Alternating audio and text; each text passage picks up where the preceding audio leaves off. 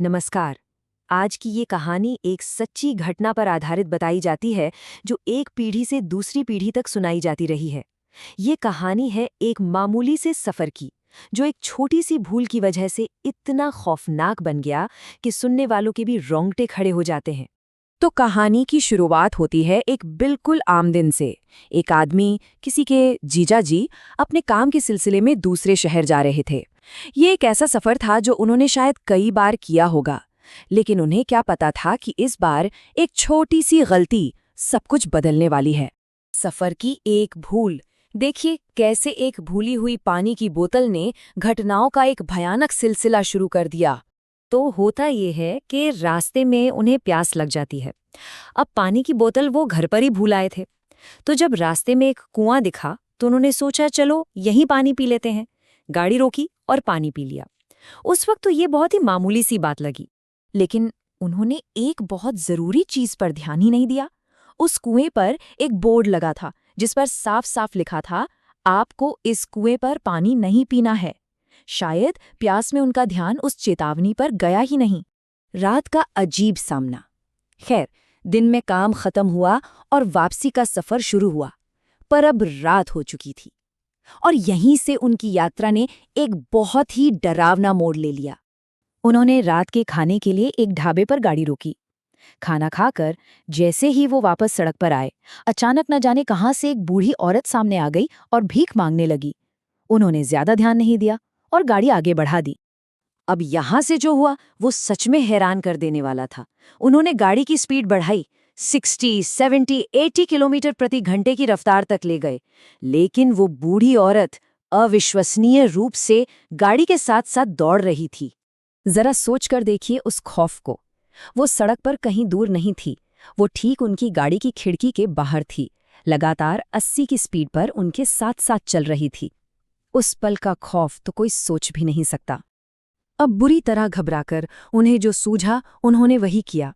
उन्होंने जोर जोर से हनुमान जी का नाम जपना शुरू कर दिया और कुछ देर तक प्रार्थना करने के बाद वो डरावना साया आखिरकार गायब हो गया। तब जाकर उनकी जान में जान आई। कुएं का मायाजाल। उस भयानक अनुभव के बाद जाहिर है गला सूख गया था। उन्हें फिर से प्यास लगी और देखिए किस्मत का खेल, वो ठीक उसी जगह वापस पहुंच गए जहां से ये सब शुरू हुआ था। सड़क के किनारे उन्हें फिर से वही कुआं दिखाई दिया जहां उन्होंने दिन में पानी पिया था। रात के अंधेरे में भी वो उसे पहचान गए और एक बार फिर गाड़ी रोक ली। लेकिन इस बार कुएं का नज़ारा बहुत अजीब था। वहां दो छोटी लड़कियां थीं, दोनों स्कूल की यूनिफॉर्म पहने हुए, बालों की दो चोटियां बनी हुई, और वो एक मटके में पानी भर रही थीं। अब इतनी रात में स्कूल की बच्चियों का वहां होना, ये बात कुछ हजम नहीं हुई। फिर भी वो लड़कियों के पास गए और बस एक सीधा सा सवाल पूछा, क्या ये पानी पीने लायक है? लड़कियों ने कुछ बोला नहीं, बस हाँ में गर्दन हिला दी। जब लड़कियों ने हामी भर दी तो वो पानी पीने के लिए नीचे झुके और अपनी अंजलि बनाकर हाथ आगे कर दिए। लड़कियों ने मटके से उनके हाथों में पानी डालना शुरू किया और ठीक इसी पल कहानी का सबसे रहस्यमयी मोड़ आया। मटके से पानी तो गिर रहा था, लेकिन उनके हाथों तक पहुंच ही नहीं रहा था। वो पानी बीच हवा में ही कहीं गायब हो रहा था। इस अजीब सी चीज को देखकर वो चौंक गए और उनकी नजर अनजाने में नीचे की ओर गई, और जो उन्होंने देखा उससे तो उनके होश ही उड़ गए। उन लड़कियों के पैर थे ही नहीं, वो जमीन से थोड़ा ऊपर हवा में थीं। डरावनी हकीकत का खुलासा। ठीक उसी पल जब वो डर के मारे सुन पड़ गए थे, एक अनचाहा बचाव आया।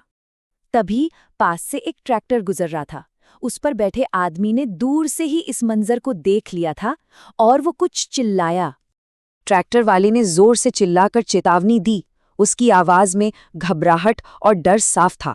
उसने कहा, भाई ऊपर मत देखना, बस भागकर मेरे ट्रैक्टर पर चढ़ जाओ। ट्रैक्टर पर सुरक्षित पहुंचने के बाद ड्राइवर ने जो बताया वो और भी भयानक था। उसने कहा, भाई साहब, सुबह के 3 बज रहे हैं। इस वक्त कौन सी लड़कियां स्कूल की ड्रेस में मिलेंगी? वो भूत थीं, उन्हीं 2 लड़कियों की आत्माएं जिन्होंने इसी कुएं में कूदकर अपनी जान दे दी थी। जाहिर है वो इतने डर गए थे कि उस रात अपनी गाड़ी लेने वापस जाने की हिम्मत ही नहीं हुई। उन्होंने सुबह होने का, सूरज की रोशनी आने का इंतजार किया, तब जाकर वो अपनी गाड़ी वापस लाए। और ये कहानी हमें एक आखिरी परेशान करने वाले सवाल के साथ छोड़ जाती है। जरा सोचिए, अगर उस रात वो ट्रैक्टर वाला वहां से ना गुजरा होता तो क्या होता? ये एक ऐसा सवाल है जिसका जवाब शायद हम कभी जानना भी नहीं चाहेंगे।